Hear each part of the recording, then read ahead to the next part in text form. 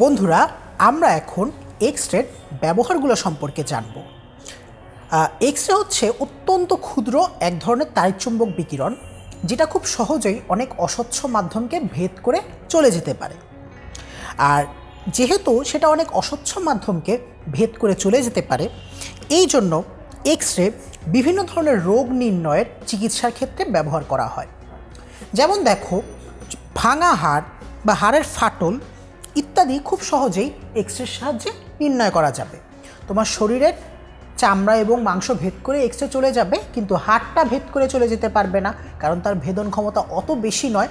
ফলে সেটি আবার প্রতিফলিত হয়ে ফিরে আসবে এবং কোনো জায়গাতে যদি ফাটল থাকে সেখান থেকে সহজেই এক্স-রে চলে যাবে, তাহলে সেটা আর ফিরে আসবে না প্রতিফলিত হয়ে।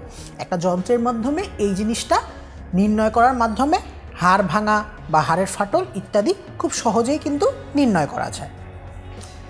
এরপরে মুখমণ্ডলের যে বিভিন্ন ধরনের রোগ, যেমন ধরো দাঁতের গোড়ায় ঘা বা ক্ষয় নির্ণয় ইত্যাদিও কিন্তু এক্স-রের সাহায্যে খুব সহজেই নির্ণয় করা যায়।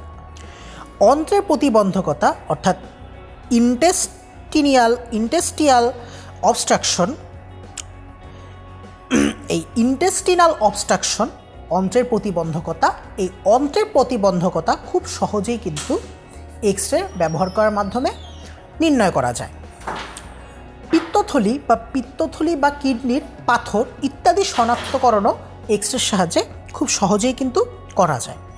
আবার বুকের এক্স-রের সাহায্যে আমরা ফুসফুসের বিভিন্ন ধরনের রোগ, যেমন নিউমোনিয়া কিংবা ফুসফুসের ক্যান্সার ইত্যাদি নির্ণয় করতে পারি।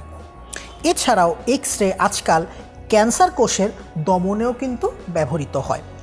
ক্যান্সার কোষকে এক্স-রে মেরে ফেলতে পারে, যেমন রেডিওথেরাপি। এই রেডিওথেরাপি যে ক্যান্সারের জন্য দেওয়া হয়, এই রেডিওথেরাপি ক্যান্সারের জন্য দেওয়া হয়। এছাড়া আরও বিভিন্ন ধরনের কাজেও কিন্তু তোমার রেডিওথেরাপি দেওয়া হয়। তো ক্যান্সার চিকিৎসা এবং বিভিন্ন কাজে যে রেডিওথেরাপি ব্যবহার করা হয়, এই রেডিওথেরাপিতেও কিন্তু এক্স-রেটাই মূলত ব্যবহৃত হয়। তবে এক্স-রে ব্যবহারের ক্ষেত্রে একটা সতর্কতা আমাদের অবশ্যই অবলম্বন করতে হবে, কারণ এক্স-রে কিন্তু অত্যন্ত উচ্চ ভেদন ক্ষমতা সম্পন্ন। খুব বেশি সময় ধরে এক্স-রে মানবদেহের মধ্য দিয়ে যাতে করে সম্পাদ না হয়, এই ব্যাপারটা আমাদের লক্ষ্য রাখতে হবে। এছাড়াও এক্স-রে ব্যবহার করার সময় মূলত রোগীদেরকে সীসা নির্মিত অ্যাপ্রন পরিধান করাটা ভালো বলে মনে করা হয়, এবং অতি জরুরি না হলে গর্ভবতী মহিলাদের ক্ষেত্রে উদর এবং পেলভিক অঞ্চলের এক্স-রেটা করা উচিত না, তাহলে শিশু সন্তানের কোনো প্রবলেম হতে পারে। এবং প্রয়োজন হলে অবশ্যই তাদের ক্ষেত্রেও সীসা নির্মিত অ্যাপ্রনটা ব্যবহার করতে হবে। তাহলে এই ছিল আজকের মতো তোমাদের জন্য আমাদের এক্স-রে নিয়ে যাবতীয় আলোচনা। আমরা আরও অনেক যন্ত্রপাতি সম্পর্কে আলোচনা করব, যেগুলো জীব পদার্থবিজ্ঞানে ব্যবহৃত হয় এবং বিভিন্ন রোগ নির্ণয় এবং চিকিৎসায় ব্যবহৃত হয়।